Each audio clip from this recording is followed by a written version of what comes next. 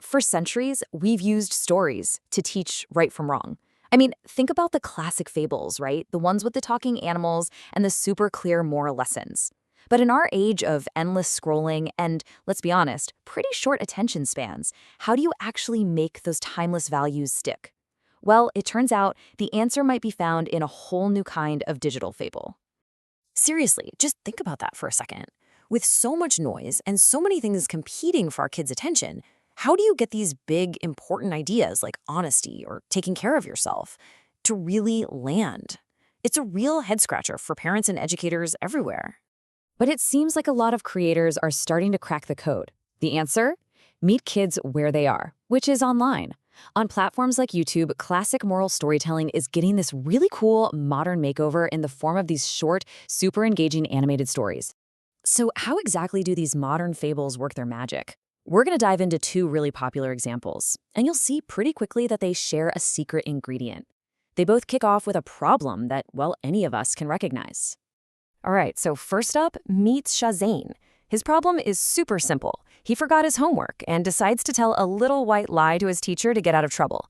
And then over here, we've got Tahir. His struggle is that classic daily battle between grabbing some junk food versus eating something healthy. And here's what's so important about this. These aren't epic tales about fighting dragons or saving the world. Nope. They're about the small, everyday choices we all have to make. And that's the magic right there. It's so relatable, it just pulls you in from the very beginning. Okay, now this is where these stories get really, really clever. They don't just lecture you about consequences. They make them completely impossible to ignore by turning these abstract feelings into something very, very real.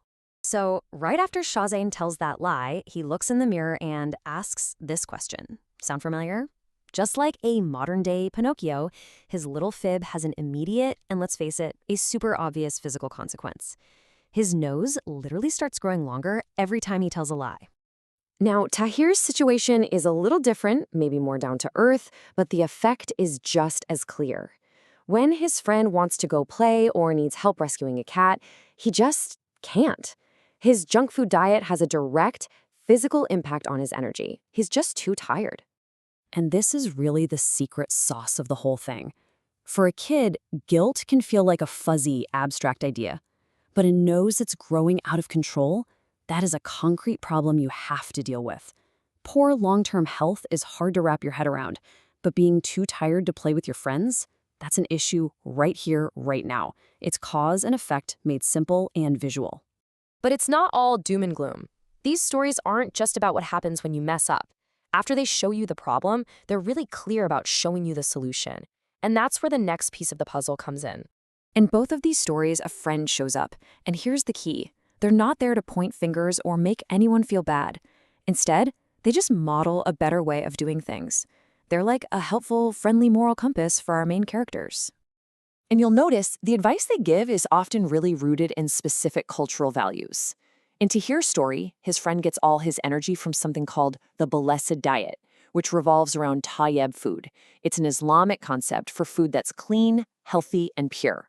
So this isn't just a diet tip, it's a whole philosophy. And this is where they really drive the point home. They don't just tell us this diet is better, they show us. In one key scene, Tahir is actually too weak from all his junk food to rescue a little cat stuck in a tree. But his friend Zia, who's powered by his healthy diet, just swoops in and easily saves the day. It makes being virtuous look practical and even heroic. For Shazan, his guidepost is this really powerful piece of wisdom from Islamic tradition. It becomes the moral center of his entire story, a simple, easy-to-remember phrase that gives him the courage he needs to finally do the right thing. And just like the consequence was super visual, the reward is too. Later on, Shazane gets another chance to lie, this time about breaking a window. But he chooses honesty instead. And the second he tells the truth, poof, his nose shrinks right back to normal. The reward is instant, and it feels so good. So when you zoom out and look at both of these stories together, you start to see this really clear pattern emerge.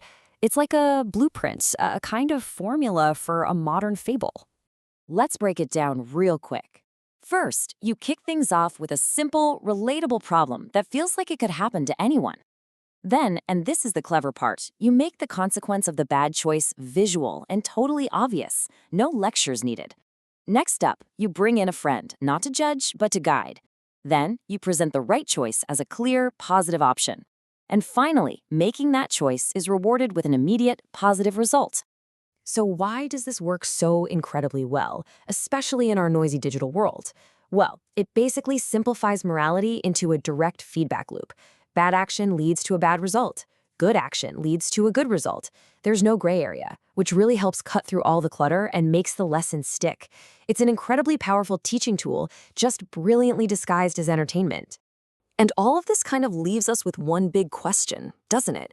In this endless ocean of online content where everything feels so temporary, what is it that makes a story truly last? Maybe it's not about being the flashiest or the loudest. Maybe it's about tapping into a timeless formula that teaches old, important lessons in a brilliant new way. What do you think?